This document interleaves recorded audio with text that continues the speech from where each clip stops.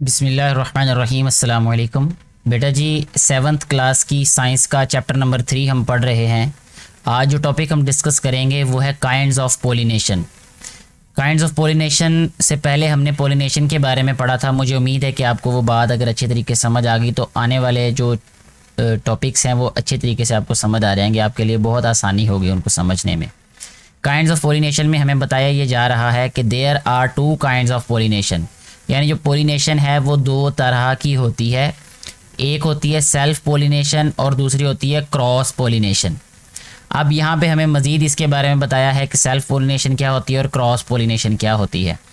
The transfer of pollen grains, यानी pollen grains जब transfer होते हैं from the anther to the stigma of the same flower, यानी जिस पौधे पे एक फूल लगा हुआ है अगर उसी फूल के एंथर से स्टिग्मा में चले जाएं पोलन ग्रेन्स, ठीक है, of the same flower or another flower on the same plant, या तो उसी फूल में वो चले जाएं जो पोलन ग्रेन्स हैं या उसी पौधे को लगने वाले किसी और फूल पे चले जाएं, ठीक है। Stigma same plant is called self pollination, तो उसको कहते हैं सेल्फ पोलिनेशन। यानी ऐसी पोलिनेशन भी हम इसको कह सकते हैं कि जिसमें सिर्फ एक प्लांट इन्वॉल्व हो, एक प्लांट से ज़्यादा प्लांट इन्वॉल्व ना हो, यानी एक प्लांट को लगने वाले जो फ्लावर्स होते हैं वो पोलिनेशन उनमें हो रही हो, या तो एक फ्लावर के अंदर का जो एंथर है वो स्टिग्मा में पोलन ग्रेन्स को भेज रहा हो, ठीक है, या एक फूल से जो है वो एंथर दूसरे फूल के स्टिग्मा में एंटर हो जाए, तब भी जो है वो सेल्फ पोलिनेशन ही कहलाएगी। लेकिन शर्त यह है कि पौधा एक होना चाहिए, प्लांट एक होना चाहिए। अब इसमें हमें बताया गया है कि कौन कौन से जो प्लांट्स हैं उनमें सेल्फ पोलिनेशन होती है। जैसा कहता है यहाँ पे पी, यानी जो है वो मटर का जो पौधा है, टोमेटो टमाटर का, राइस प्लांट राइस यानी जो चावलों का पौधा होता है, एक्सेट्रा आर सेल्फ पोलिनेटेड, ये सेल्फ पोलिनेटेड प्लांट्स होते हैं ये वाले।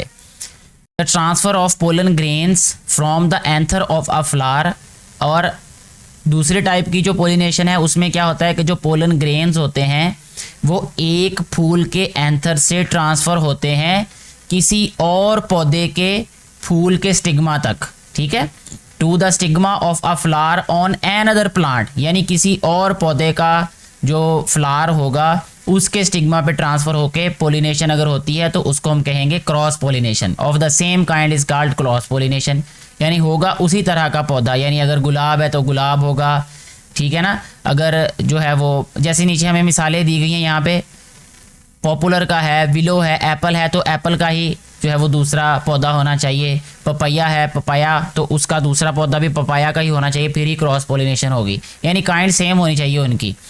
Is called cross pollination. Popular, जैसे पॉपुलर का आप कह लें पौधा, विलो, एप्पल, ठीक है, पपाया ट्रीज़, ये जितने भी दरख्त बताए गए यहाँ पे ये सारे के सारे जो है ये क्रॉस पोलिनेशन जो है वो प्लांट्स हैं, क्रॉस पोलिनेटेड प्लांट्स होते हैं। For cross pollination the plants must grow, जो प्लांट्स हैं जो पौधे हैं उनको ग्रो करना होता है, grow flowers at the same time, एक ही वक्त पे जो है वो उनके जो फ्लावर्स हैं वो उगते हैं या निकलते हैं या बढ़ते हैं। Cross pollination usually happens, cross pollination जो होती है वो आम तौर पर होती है in plants near each other, जो एक दूसरे के करीब होते हैं। Cross pollination produces stronger plants, cross pollination से जो प्लांट्स बनते हैं वो ज़रा मजबूत होते हैं as compare to the self pollination, और सेल्फ पोलिनेशन से जो प्लांट्स बनते हैं वो कमज़ोर होते हैं, वो वीक होते हैं। जैसा अगर आप देख लें यहाँ पे जितने भी उन्होंने हमें बताए हुए हैं ये ट्रीज़ जो हैं ये स्ट्रॉन्गर हैं, और इससे पहले हमने जो सेल्फ पोलिनेशन की एग्जांपल्स देखी हैं उसमें पी, टोमेटो, राइस प्लांट, ये सारे के सारे जो हैं वो वीकर प्लांट्स हैं, ये यानी वीक हैं, ये कोई इतने मजबूत नहीं होते। अब आगे जो बताया जा रहा है हमें वो ये है कि some flowers have special features, कुछ जो फ्लावर्स होते हैं उनकी खूबियाँ जो है वो ख़ास होती हैं, दैट फेवर क्रॉस पोलिनेशन, जिसकी वजह से जो है वो क्रॉस पोलिनेशन होती है। जैसा कि कलर्ड पेटल्स, उनकी कलर्ड जो है वो रंगीन पत्तियां होती हैं, लॉन्ग एंड स्टिकी स्टिग्मास, उनके लंबे और जो स्टिकी यानी लेसदार कह लें या जुड़ने वाले कह लें वो स्टिग्मा होते हैं। नेक्टर एंड फ्रेगरेंस, उनमें नेक्टर होता है और उनमें फ्रेगरेंस यानी खुशबू होती है।